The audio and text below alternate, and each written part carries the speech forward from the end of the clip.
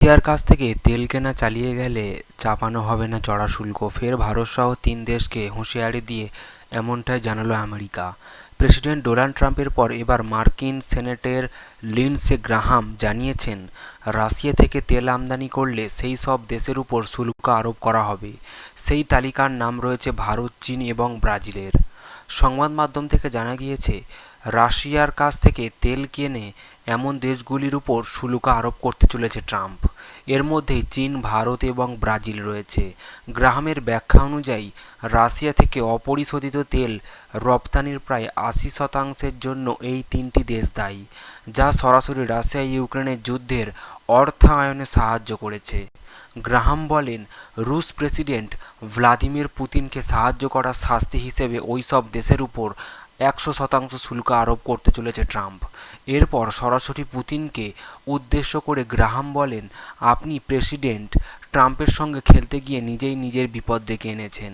আপনি বড় ভুল করেছেন। আপনার অর্থনীতি ক্রমাগত ভেঙে পড়বে। আমরা ইউক্রেনের অস্ত্র সরবরাহ করছি, ফলে ইউক্রেনের পুতিনের বিরুদ্ধে লড়াই করার জন্য তৈরি থাকবে।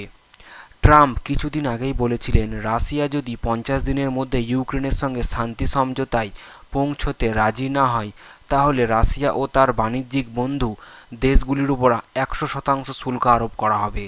পরদিনই ভারত, চীন ও ব্রাজিলকে ট্রাম্পের সুরে একই রকম হুঁশিয়ারি দেন আমেরিকার নেতৃত্বাধীন সামরিক জোট নেটোর মহাসচিব মার্ক রাট। গ্রাহামের মন্তব্যের পর এই নিয়ে তৃতীয়বার ফের ভারতসহ ৩ দেশকে হুঁশিয়ারি দিল আমেরিকা।